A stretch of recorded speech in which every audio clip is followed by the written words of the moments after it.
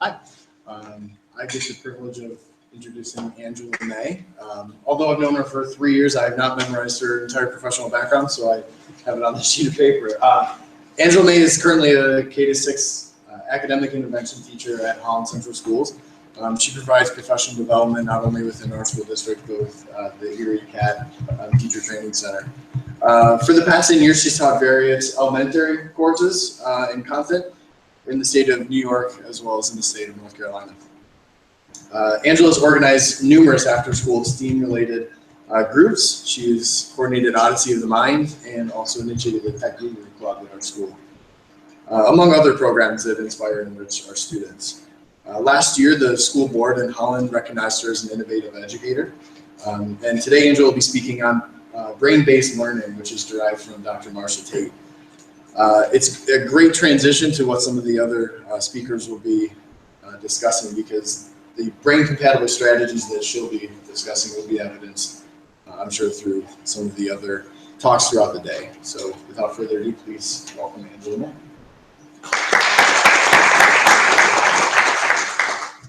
Thank you for having me today.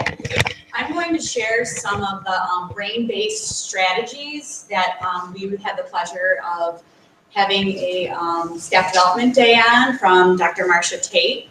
However, I'm going to put a little twist on it with the 21st century learning and our technology that is ever so important today.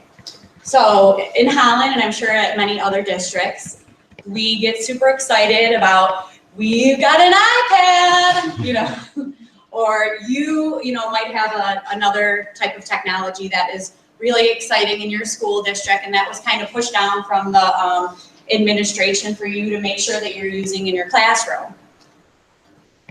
But I know this is often evident in our classrooms down the hallways, that you'll have a little Landon in your classroom that you see walking down the hallway with the cool math games. And this is an actual picture from one of the students coming down to my RTI classes, and this is all they're doing is playing on that, or trying to win an avatar on an app that could be very advantageous to them. However, they're not using it that way, where they're just flipping through a book on Epic and only order to get that avatar. So you often see this where it's like, oh, this is math, I'm playing 2048, or I'm on cool math games. But is that really, are we proving that that tool is helping our students by just putting an iPad in our hands or putting a MacBook in the students' hands? So I've had a few conversations with different educators and teachers that, we have an observation coming up and you need to use technology, or how are you going to incorporate that technology? And you're like, well, what about the home and careers teacher? They're using technology, right? They have a stove. So why would you have to force that, the home and careers teacher to use a technology or an iPad in their classroom when the 200-year-old stove is effective and efficient? And I try to get on my soapbox with that when we're talking about looking at new math series in our district. Is the technology that we're preaching that we need to have effective and efficient? And is it really worth giving up that, really the content that we're looking for and the hands-on?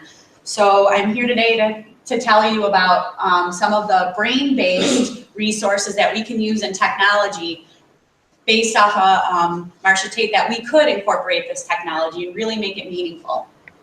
So whether you are a teacher delivering instruction to students or a student attempting to retain information for a class, there are 20 cross-curricular strategies that take advantage of the way all brains learn best. And I listed those on the TIF Talk website if you're interested in looking at those. However, I'm going to go over a few of them today and some examples that I've used in my classroom, I've seen other educators using, and that maybe we have even shared in our different TIF meetings. So the first brain-based section of learning that I want to highlight is music, rhythm, rhyme, and rap. So here is one of the examples from our, if you want to go ahead and play that, one of our teachers in the high school that Hey, yo, listen, man. What? Yo, listen, man. This was used with the green screen. You gotta settle down. Let's up. You were going to your shelter. While we were engaged, you were working the slaves.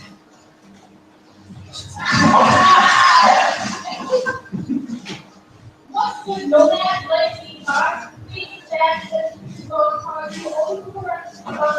You could see the integration of the vocabulary in there with nomad and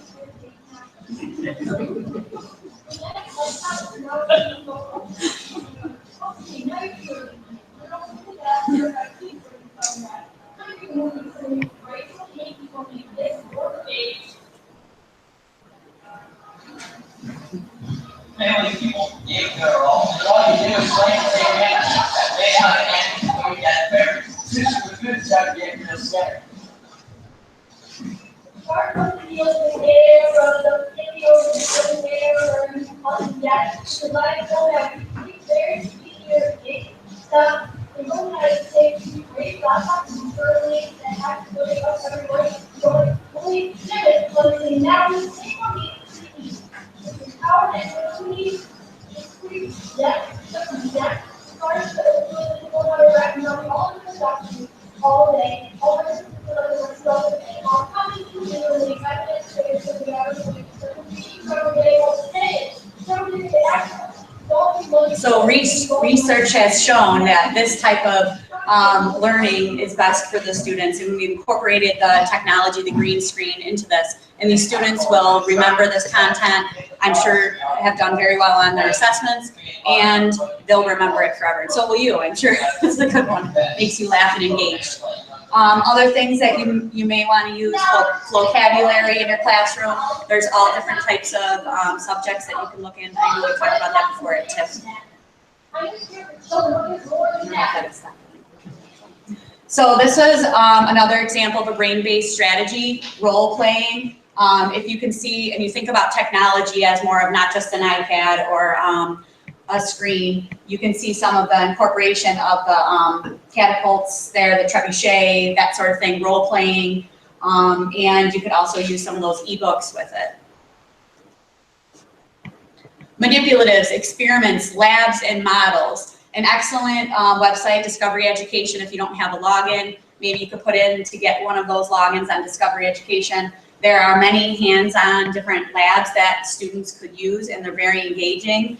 And they have results for them to analyze on there. Manipulatives. We had this discussion where the one company we were looking at that we really truly wanted because of the content and the way everything was delivered in math, but the manipulatives didn't work on our new platform that we were receiving. Well, there's other websites out there besides the ones that the publishers providing for us, the National Library of Virtual Manipulatives, and having students use those manipulatives online. Also, Holt Mifflin Harcourt has the Singapore math where you can use the models, which are also brain-based strategies. Another set of brain-based strategies are graphic organizers, semantic maps, and word webs. So we know Prezi is kind of one of those. I had my students in science class use Prezi to help them study when we were reviewing pollination. So giving those students opportunity to use whatever platform they might want, including those organizers and webs. Padlet could be used for students or as teachers to introduce something, for students to organize their the subject matter, or even as an assessment to study. Of course, games we're going to get into a little bit further today. You'll see at one of our other TIF Talks. When playing a game, stress level goes down and retention goes up. So I'm really excited about playing quizzes later at the end too. Mr. Nussbaum is a really good one that I like for the math. Helps with the content area and really keeps the students engaged. Quizzes, Kahoot, and having the students create within Kahoot or quizzes. I know I've turned that around where the students will be creating their own, or if you have a tutor, possibly for the younger grades, they could make a quizzes or Kahoot for them to help them study. I constantly have teachers coming to me and asking, what are the best math apps for students to learn their facts? And anything with a research shows also that anything with a visual really helps the students to remember their math facts, not just telling them to memorize them. So I really like Math Tappers is a good app to be using for that, as opposed to like Extra Math, where Extra Math is really just an assessment, whereas this is something that has the visual and will help the students to learn those or to obtain them and finding those multiple ways. Humor. He who laughs most learns best. And we know that here at TIF that we love to laugh and talk about and run. I don't remember, that gives everybody a giggle. Incorporating, if you could make a meme. I worked with another teacher to make a Chatterpix on the Black Plague. And it really got us laughing and engaged in what we were doing, but also the students. I voice-overed on his picture here. So you could give your pictures a voice and have that humor into your classroom. We all know that the students are engaged more and retain things when you're singing a song to them or making them laugh, as you saw in the rat video too. Field trips. I know we're going to go through some expeditions a little bit later, but field trips. We remember where we go in the world, and that's from Dr. Marcia Tate, who did all of this research. But we're thinking now in our district, they're cutting back on actual field trips where we go on a bus, funding and that sort of thing. But you could mystery Skype. You could go on a Google Expedition or 360 Cities and really have that connection with other classrooms and keep the students engaged. So I just want to leave you with this last little video to get your brain thinking about technology in a different way. I don't know if all of you have seen this before, but I encourage you to share, use, and innovate your learning methods that integrate the use of supportive technologies. So, as a teacher sometimes, and a lot of my colleagues, we tend to get down in the dumps about using where our administrators want us to use this technology in the classroom. How are you going to incorporate it into your lesson plans? And we often are like, oh, well, we'll throw them the iPad and make that happen. That's not the case. So make sure you're using some of these methods, which I know a lot of us are, and we're going to be sharing them later today. And so hopefully some of this sparked some ideas that you could share with your colleagues if you're an integrator, or you could use in your classroom. So I'll leave you with this video. I refuse to use pencils in my classroom until manufacturers figure out a way to limit what students can write with them. I'm sick and tired of policymakers requiring us to use all these pencils without providing professional development.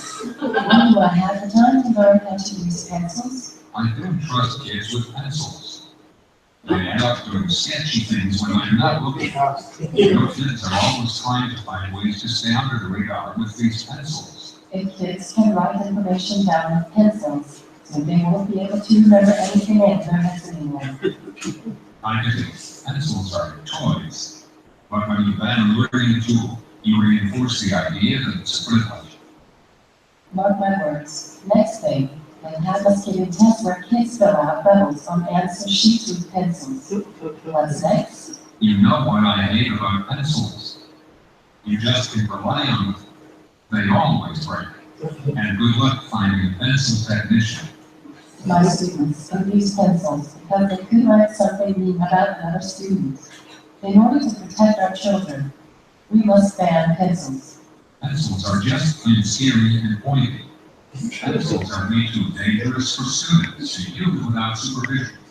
I grew up without all these fancy pencils, and I turned out just fine. I'd like to use pencils more often, but last time I tried some of my students drew inappropriate pictures of them. When can I teach students about appropriate pencil use when my curriculum is so full already? I don't have time to learn about pencils.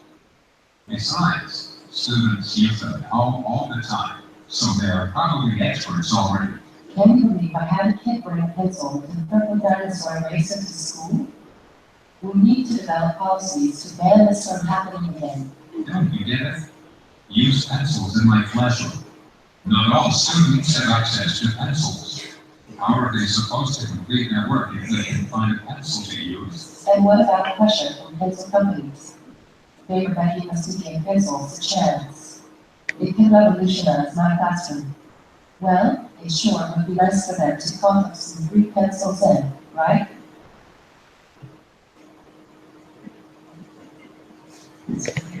You could even create an extra normal type of text to movie, as you know. So continue to encourage the innovative learning methods in your classroom and in your districts. Thank you.